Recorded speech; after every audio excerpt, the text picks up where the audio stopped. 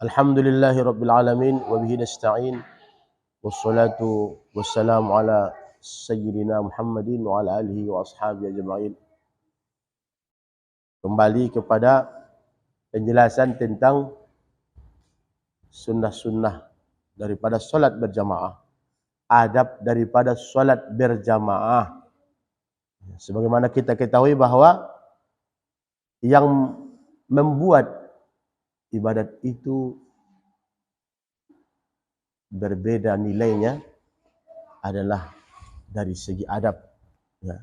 Sering kita katakan itu kan, bahwa perbedaan nilai ibadah itu adalah terletak pada bagaimana dia beradab dalam melakukan ibadah tersebut. Sehingga kitab-kitab tasawuf itu kalau kita lihat seperti Bidayatul Hidayah, ya, di situ setiap pasal, setiap bab, Al-Imam Al-Ghazali mengatakan babu adabi, babu adabil wudu, babu adabil ghusli, adab. Yang diceritakan bukan hanya hukum-hukumnya lagi, tapi kalau hukum fikih kan kitabut taharah, kitabus shalah, faslun fi saraitil, kan macam-macam ya, pasal, bukan, tidak disebutkan adabnya. Oleh karena itu begitu pentingnya adab. Dalam salat berjamaah ternyata termasuk sunnah-sunnah yang penting yang dilalaikan oleh manusia. Lalai manusia, artinya mereka tidak memikirkan ini lagi. Banyak sudah yang tidak memperhatikannya. Apa? Meluruskan shaf dan merapatkannya. Rapatnya. Rasul sallallahu alaihi wasallam langsung itu dulu melakukan ini. Langsung beliau ketika sebelum solat beliau sawwu sufufakum fa inna taswiyatas sufuf min iqamatis solat. Langsung luruskan dan rapatkan shaf kalian, karena meluruskan dan merapatkan shaf itu termasuk kesempurnaan solat, termasuk kesempurnaan solat kita. Ya. Bahkan ada yang menambah lagi, tahadzu wa tarasu. Ada lagi yang menambah, as-siwak walau bi atrafis thiyab. Jangan lupa bersiwak. Jangan lupa bersiwak walaupun dengan pucuk daripada bajumu. Saking perlunya memperhatikan itu, ya.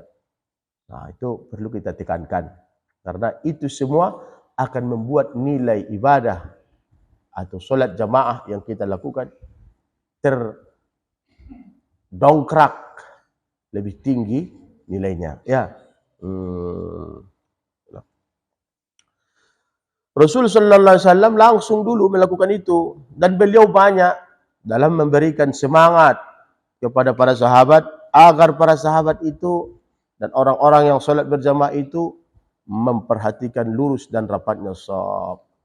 Rasul sallallahu alaihi wasallam bersabda dalam satu riwayat, la tusawwunna sufufakum aw la yukhalifanna Allahu baina qulubikum. Benar-benar kalian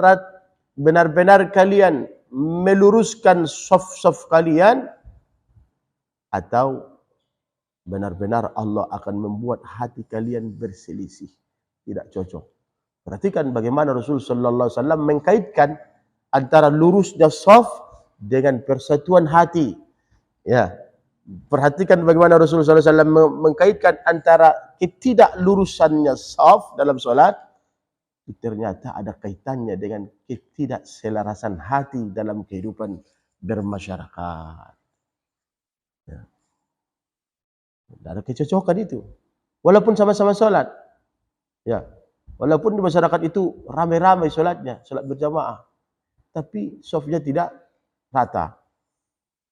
Itu ada Rasul sallallahu alaihi wasallam bersabda demikian. Jadi, perhatikan benar ini, ya. Jadi kalau ada satu amal solat berjamaah yang di situ tidak lurus, tumitnya tidak lurus dengan tumit yang di sampingnya, ya kan, ukuran lurus itu kan sebetulnya tumit itu, ya. Tumit. Karena itulah yang akan menjadikan setiap orang yang berdiri itu menjadi sama rata. Kalau ujung kaki tidak jadi patokan, tumit, ya. tumit. Kalau kau perhatikan orang dalam solat berjamaahnya itu tidak lurus. Nah, menurut apa yang dikatakan oleh Rasulullah, ini orang yang solat berjamaah juga enggak satu, enggak serasi hatinya ini.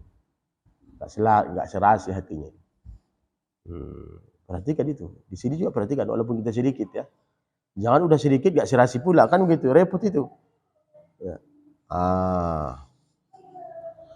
Dalam hadis yang lain Rasulullah SAW bersabda, sesungguhnya benar-benar aku melihat syaitan masuk dari celah-celah saf kalian, setan. Maka ketika ada orang mengatakan saya kurang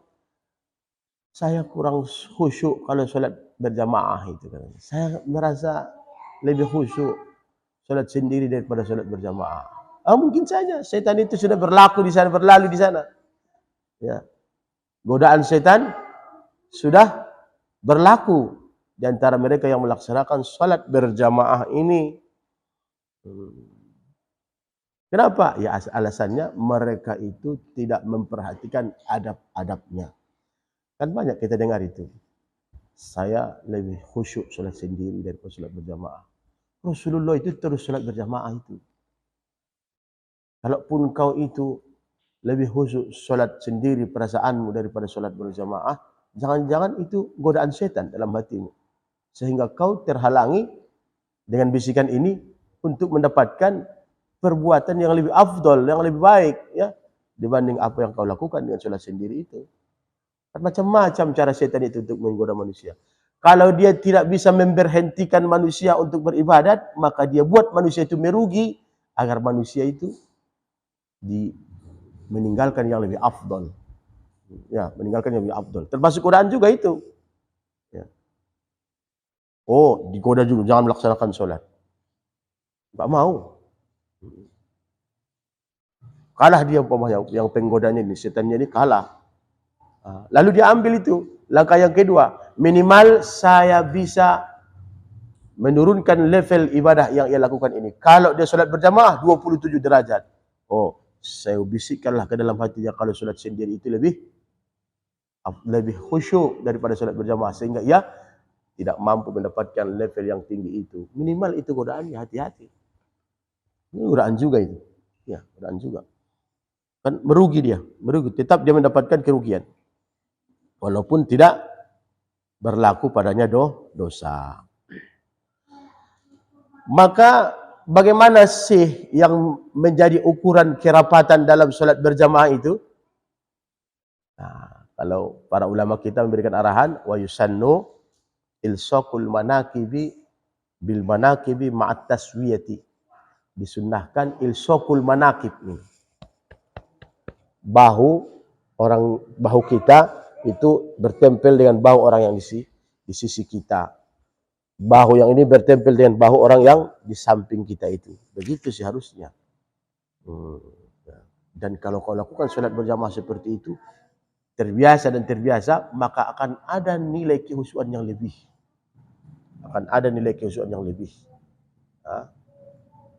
Ada rahasianya itu ya. Dan itu dengan meluruskan safnya. Jadi bahu bertempel dengan bahu yang di sampingnya, begitu juga safnya lurus. Ya. Kemudian diperintahkan secara dikuatkan perintahnya ini, secara ditekankan untuk memerintahkan meluruskan saf ini bagi imam. Kalau kau jadi imam enggak apa-apa, luruskan dan rapatkan saf. Paling tidak begitu kan. Luruskan dan rapatkan saf. Jangan kau ragu-ragu. Kenapa? Karena sunnah Rasulullah itu, dan itu sering dilalaikan manusia. Padahal orang yang menghidupkan sunnah Rasulullah itu akan bersama dengan Rasul sallallahu alaihi wasallam di dalam surga. Man ahya sunnati kana ma'ya fil jannah. Ya, kana ma'ya fil jannah itu. Man ahyaha kana ma'ahu fil jannati kama warada. Siapa orang yang melakukan dan menghidupkan sunnah itu, maka dia bersama Rasul sallallahu alaihi wasallam di dalam dalam surga. Jadi jangan kau malu-malu. Kenapa kita malu? Tetap dimanapun kau jadi imam, katakan luruskan dan rapatkan shaf. Ingat kalau itu sunnahnya Rasul sallallahu alaihi wasallam, walaupun ternyata hampir tidak diperhatikan oleh manusia. Memang ada itu yang protes. Kadang-kadang kita sudah mengatakan luruskan dan rapatkan shaf. Ada apa lagi itu? Kok dia mau menyuruh untuk meluruskan dan merapatkan shaf? Kan sudah lurus.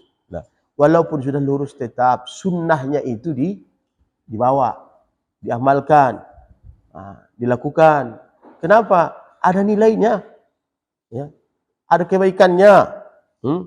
Dan selain imam, maka makmum juga disunnahkan untuk mengarahkan orang-orang yang di sekitarnya melakukan perbuatan meluruskan shaf dan merapatkannya ini. Kenapa? Saling membantu. Karena orang yang bersalat bersama itu adalah orang-orang yang saling membantu dalam kebaikan. Muazzin itu membantu. Makanya besar pahalanya itu.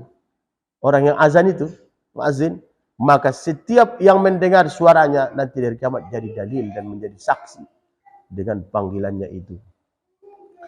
Ya. Man ahsana qawlan mimman da'a ila Allah. Siapakah orang yang lebih bagus? Siapa lagi orang yang lebih bagus ucapannya dibanding orang yang da'a ila Allah, mengajak kepada Allah Subhanahu wa taala. Termasuk mengajak kepada Allah itu, tapi bukan itu saja. Termasuk siapa dia? Orang yang mengumandangkan azan. Termasuk itu. Jadi jangan diremehkan mereka-mereka yang azan itu, ya. Luar biasa mereka. Nah, karena imam membantu makmumnya, makmum membantu imamnya, sesama makmum membantu kawan-kawan yang berjamaah itu. Ini sebagai praktek daripada apa yang menjadi perintah bagi orang-orang yang beriman, wa ta'awanu 'alal birri wat taqwa. Prakteknya itu. Tolong menolonglah kalian dalam melakukan kebaikan dan ketakwaan. Itu yang dimaksud. Ya. Masya Allah. Kalau mudah-mudahan kita bisa mengamalkan ini, ya. Wallahu a'lam bishawab.